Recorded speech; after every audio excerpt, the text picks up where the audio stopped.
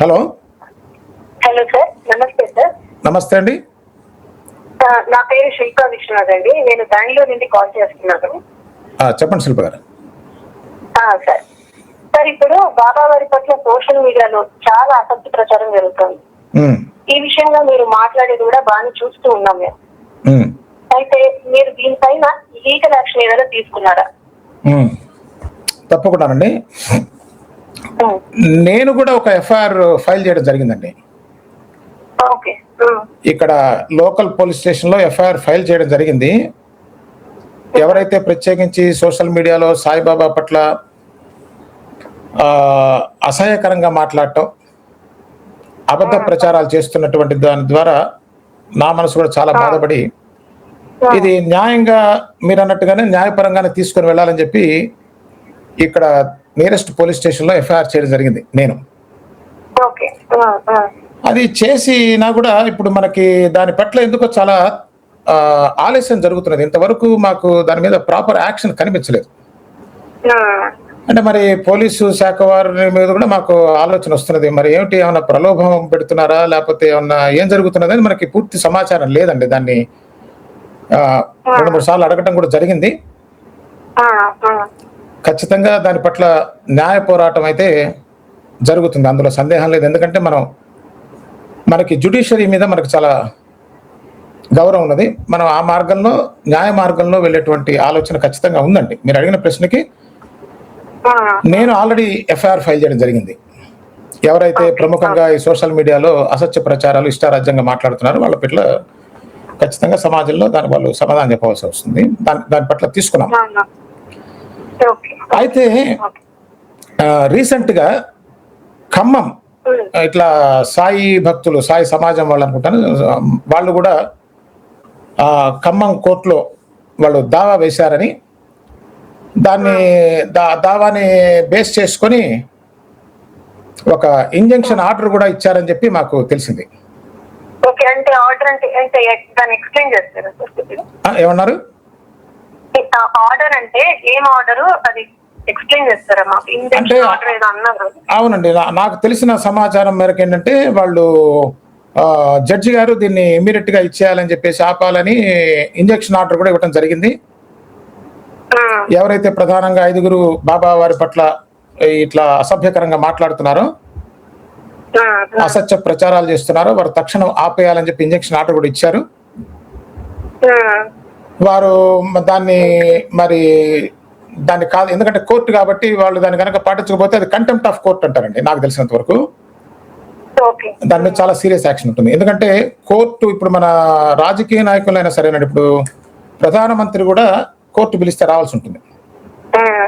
అది మనకి అథారిటీ, కోర్టుకి అధికారం ఉంది మన రాజ్యాంగం ప్రకారం. ఖచ్చితంగా ఇప్పుడు ఇది ఒక శుభ పరిణామం అండి. సాయి భక్తులందరూ కూడా ఆనందించాల్సినటువంటి విషయం ఏంటంటే, ఈ అసత్య ప్రచారాలకి ఒక రకంగా కోర్టులో సమాధానం చెప్పవలసిన అవసరం ఉంది. అది లేకుండా మాట్లాడితే మాత్రం దాని మీద చాలా సివియర్ యాక్షన్ ఉంటుంది. ఎందుకంటే మనకి జనరల్గా ఎవరికైనా తెలుసు, ఒక ఇంజంక్షన్ ఆర్డర్ ఇచ్చిన తర్వాత దాన్ని వైలేట్ చేస్తే చాలా తీవ్ర పరిణామాలు ఉంటాయి చట్టరీత్యా నాకు తెలిసినంత వరకు. అది దాన్ని వాళ్ళు ఎట్లా ముందుకు తీసుకెళ్తాం అనేది మనం చూడాలి. మన సాయి భక్తులే వాళ్ళు కూడా ఖమ్మం నుంచి తీసుకున్నారు. వాళ్ళు దావా వేసి కోర్టు వారికి ఎక్స్ప్లెయిన్ చేస్తే లాయర్ గారు దాని మీద ఉత్తర్వులు జారీ చేయడం జరిగిందండి. ఇది సాయి భక్తులందరూ కూడా తెలుసుకోవాల్సినటువంటి విషయం. ఎందుకంటే థ్యాంక్ యూ సార్. ఇప్పుడు ఒక బ్రహ్మజ్ఞాని అంటే ఎలా ఉంటారు, అంటే వారి లక్షణం ఇలా ఉంటుంది అని శాస్త్ర నిర్వచనం ఏంటి? ఇప్పుడు ఇంతలా ఉన్న బాబాని చాలా ఇదిగా మాట్లాడుతున్నారు కదా. అంటే మీ ప్రశ్న ఏంటంటే, ఇప్పుడు సాయిబాబాని గురువా కాదా, దైవమా కాదా, అసలు బ్రహ్మజ్ఞాని గురించి దానికి శాస్త్ర ప్రమాణం ఏమైందా ఉందా అని అడుగుతున్నారు. అంటే మీరు ఒక సాయి భక్తురాలుగా మీరు బాబాని నమ్ముతున్నారు కాబట్టి మేము నమ్ముతున్నాం, దీనికి శాస్త్ర ప్రమాణం కూడా ఏదైనా ఉందా అనేది మీ ప్రశ్న, అంతేనండి? మంచి ప్రశ్న అండి, మంచి ప్రశ్న. ఇప్పుడు శాస్త్రం ఏం చెప్తుందంటే, ఒక బ్రహ్మజ్ఞానికి, అంటే బ్రహ్మజ్ఞానన్నా ఆత్మజ్ఞానన్నా ఒకటేనండి. మొట్టమొదటి బ్రహ్మజ్ఞానికి ఉండవలసిన లక్షణాలు చెప్తుందండి. అంటే వీళ్ళు బ్రహ్మజ్ఞాని కాదు అని పేర్లు మాత్రం శాస్త్రంలో ఎక్కడ ఉండవు. ఇది కొంచెం క్లారిటీ తీసుకోవాలి. ఎందుకంటే చాలా మంది శాస్త్రాన్ని ఉటంకిస్తూ బాబా వారిని ప్రశ్నిస్తున్నారు కదా. దాని పట్ల బ్రహ్మజ్ఞాని అయిన వాడికి అంటే బ్రహ్మజ్ఞాని ఆత్మతత్వం అండి. మనకి శాస్త్రంలో ఆత్మతత్వాన్ని చాలా చక్కగా చెప్పారు.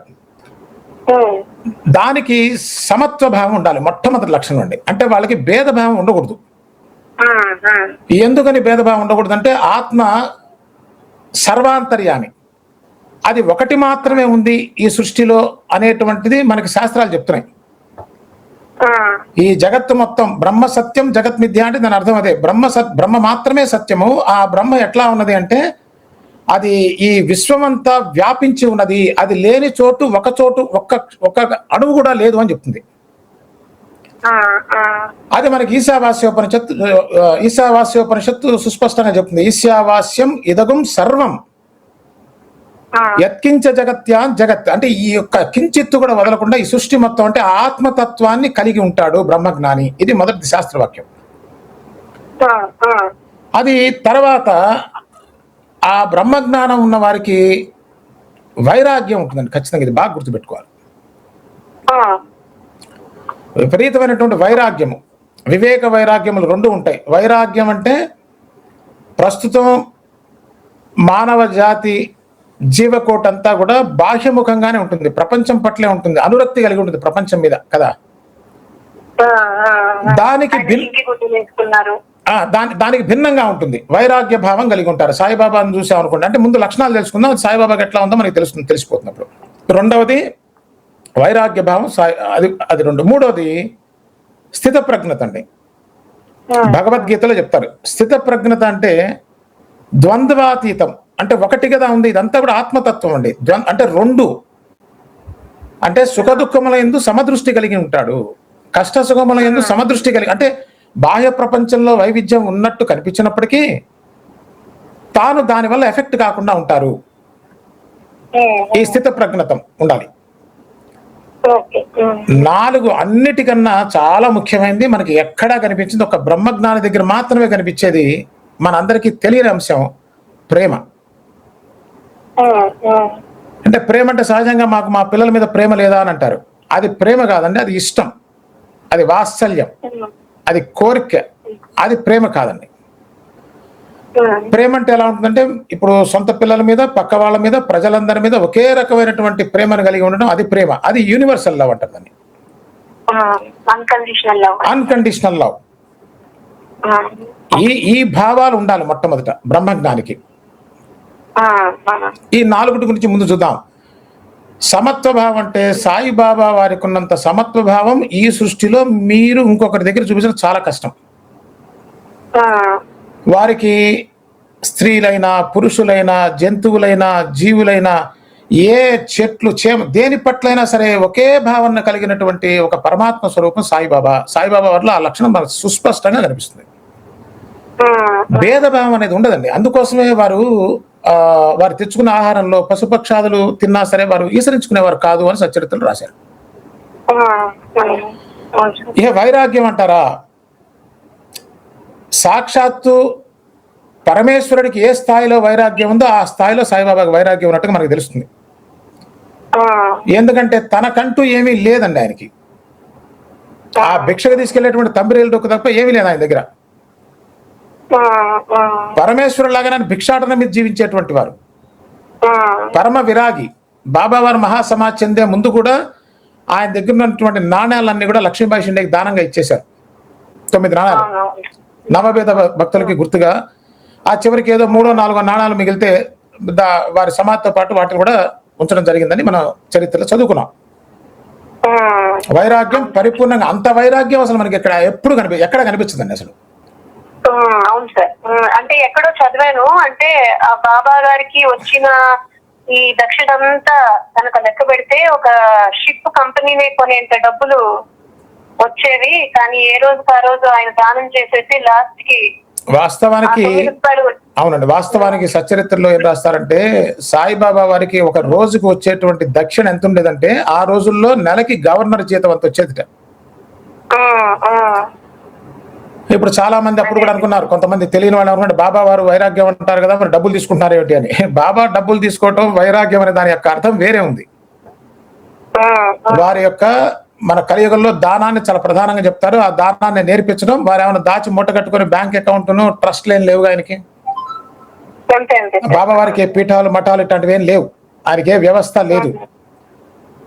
సాయంత్రం అయ్యే సరికల్లా గుడ్డ దులిపేసేవారు, ఏం పైస ఉండేది కాదు. నిత్యము అదే వైరాగ్యంతో ఉండేటువంటి పరమాత్మ స్వరూపం ఉండే. అసలు వైరాగ్యానికి పరాకాష్ట చెప్పాలంటే సాయిబాబా అని చెప్పాలి. ఏముంది ఆయన దగ్గర? ఆయన భిక్ష తీసుకెళ్లేటువంటి తంబిరేలు డొక్కును జోలే తప్ప, చినిగిపోయిన బట్టలు తప్ప ఏమీ లేవు. అంతటి వైరాగ్యం మనకి సృష్టిలో కనిపించదండి. మూడవది స్థిత ప్రజ్ఞత.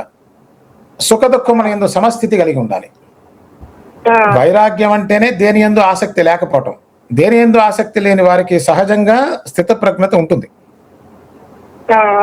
అది వారిలో అద్భుతంగా కనిపించేది. ఎందుకంటే తాత్య మరణిస్తున్నారు అని శ్యామ వచ్చి చెప్పినప్పుడు కూడా ఆయన ఏం తొణకల మెణకల. తాత్య అంటే చాలా బహిప్రాణం సాయిబాబాకి.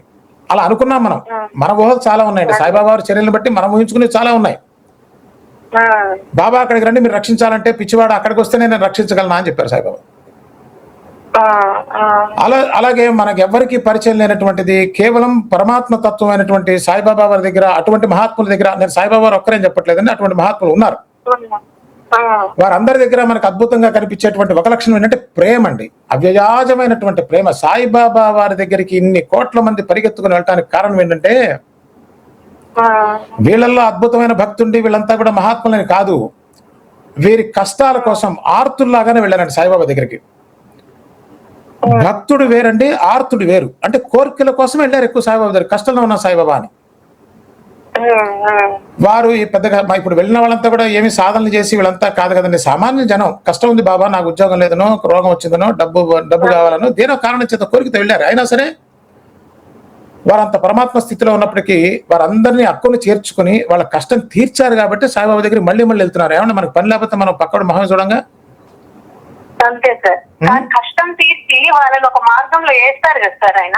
ఖచ్చితంగా అంటే వాళ్ళు ఎవరు అంటారు బాబా దగ్గరికి కోరికలతో రావద్దు బ్రహ్మజ్ఞాని వద్దకి అని అంటే ఆయన అంటారు అలా అనొద్దు, నా దగ్గరకు వచ్చే వాళ్ళు చాలా మంది అలానే వస్తారు, ఆ తర్వాత స్థాయి చిక్కి భగవంతుని అందుకుంటారు. అవునండి అని అంటారు కదా సార్. అవును అవును.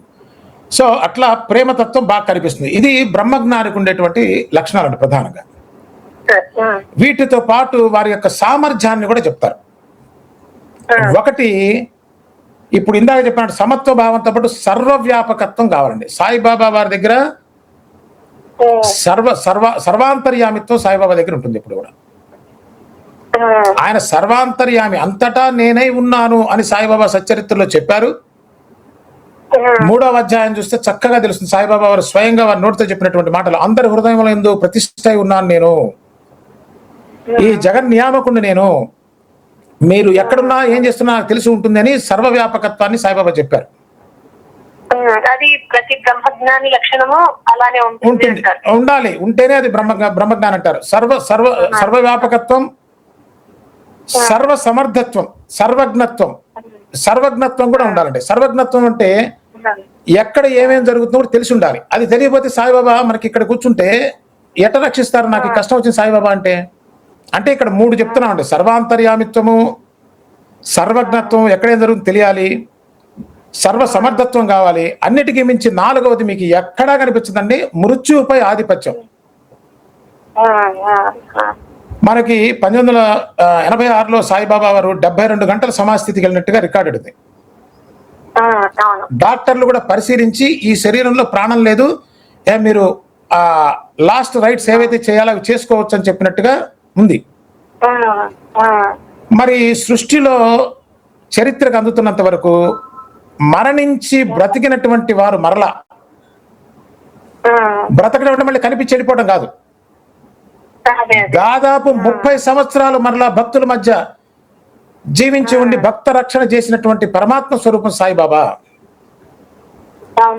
ఈ లక్షణాలు మీరు ఎక్కడైనా సరే చూపించండి నాకు, అసలు ఒక్క సాయిబాబాలో మాత్రమే కనిపిస్తాయి. ఇది శాస్త్ర ప్రమాణం అండి. ఇది మనకి ఆత్మతత్వాన్ని కలిగి ఉండాలి. ఆత్మతత్వాన్ని కలిగినటువంటి వారు ఏ విధంగా అయితే పరమేశ్వరుడు సర్వజ్ఞత్వాన్ని, సర్వ సమర్థత్వాన్ని, సర్వాంతర్యామిత్వాన్ని, మృత్యుపై ఆధిపత్యం ఎవరి క్వాలిటీనో తెలుసా అండి? ఈశ్వరుడిది. అది సాయిబాబా వారి దగ్గర పుష్కలంగా కనిపిస్తుంది మనకి. ఇవి సరిపోతాయి అనుకుంటా శాస్త్ర ప్రకారం. సాయిబాబా సాక్షాత్తు ఆ భక్తులకి అనుభవం సార్ అది.